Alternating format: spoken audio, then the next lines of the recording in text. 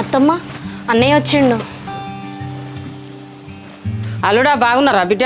బాగున్నా అత్తమ్మా, మీరు బాగున్నారా? బాగున్నాం బిడ్డ మేము. అన్న ఫోన్ చేయకుండా వచ్చినావు, ఇంట్లో అమ్మా నాన్న బాగున్నారా? అందరు బాగానే చెల్లె, హ్యాపీ మ్యారేజ్ లైఫ్ రా. థ్యాంక్స్ అన్నయ్య.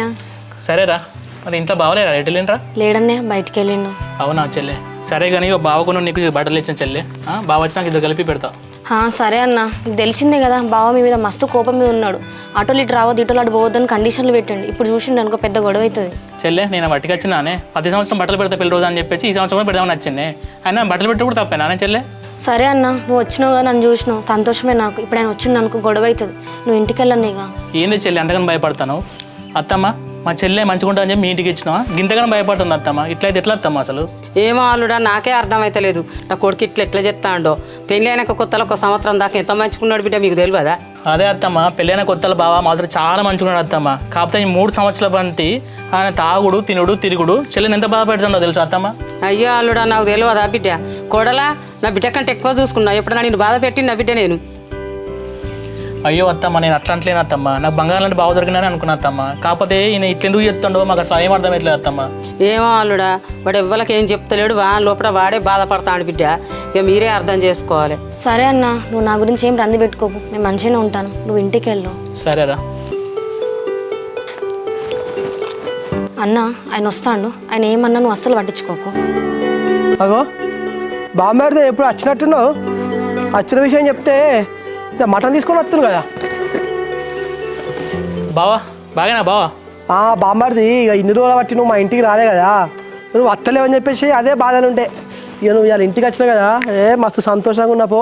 అదే బావ, పెళ్లి రోజు కదా, 10 సంవత్సరం వస్తా కదా, సో అదే అని చెప్పేసి ఇవాళ కూడా వచ్చిన బావ. పెళ్ళి రోజు అని చెప్పేసి కలిసిపోదామని వచ్చినావా? కొంచెం నువ్వు పక్కకుండు వస్తాయి.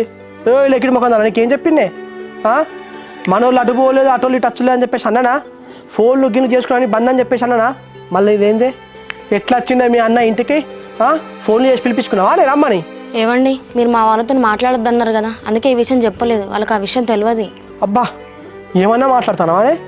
వాళ్ళకి తెలియదా? నువ్వు ఇప్పుడు ఏం లేదు, మీ వాళ్ళను తీసుకొచ్చి గొడవ చేద్దామని చెప్పేసి నువ్వు మీ వాళ్ళని రమ్మన్నావు, అంతే కదా? ఇక అయ్యో బావ, చెల్లెని ఏమనకండి. అసలు నేను వచ్చే విషయం కూడా చెల్లెకేం తెలియదు, నేను చెప్పకుండా సడన్గా వచ్చేసిన. అరే బాంబర్ది, నాకు బీపీ లేపక రే. నువ్వు నాతోటి మాట్లాడే అక్కే నీకు లేదు, నువ్వు మాట్లాడగంతే. ఇక అసలు అట్లా కాదే. ఏందే నాకు చెప్పు, ఎందుకు వాళ్ళు మన జీవితాల్లో కత్తాళ్ళు? నీకు నాతో ఉండు ఇష్టం లేదంటే నువ్వు వాళ్ళతో వెళ్ళిపో, అంతేగాని నాకు ఈ పెంట తీసుకొచ్చి నాకు అంత పిచ్చి లేపకే.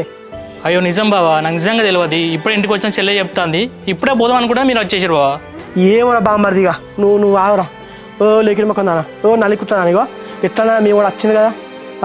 ఇగో నాకు తెలిసే నువ్వు నాతోటి ఉండు నీకు ఇష్టం లేదని చెప్పి నాకు అర్థమవుతుంది. పోతే మీ బండికి సపరేట్గా మీ ఇంటికి పోయే. నాకు ఈ మెంటల్ టెన్షన్, నాకు ఈ పిచ్చి లేసు, నాకు అంత సైక్ అవుతుంది. నువ్వు ఉండకే కాదు, పోవే. అట్లేం లేదు బావా, మా చెల్లెని ఏమనుకోండి బావా, మీకు దండం పెడతా బావా. అసలు నాదే తప్పైంది బావా, ప్లీజ్ బావా అర్థం చేసుకోండి బావా. ప్లీజ్ బావా అర్థం చేసుకోండి బావా, ప్లీజ్ బావా దండం పెడతా బావా, అర్థం చేసుకోండి బావా, ప్లీజ్ బావా. ఇగో నా ముందు నీ యాక్టింగ్ లద్దురా రే బాంబాడిది. నా దగ్గర రాకరా, నువ్వు వెళ్ళిపో, ఫస్ట్ కాసి వెళ్ళిపోను. సరే బావ, తప్పైంది బావా, అంత నాదే తప్పు బావా, ప్లీజ్ బావా దండం పెడతా బావా, అర్థం చేసుకోండి బావా, ప్లీజ్ బావా, ప్లీజ్. ఈ యాక్టింగ్ లాగద్దురా, బో వెళ్ళిపోను. అత్తమ్మా చెల్లె నేను పోయేస్తా మరి.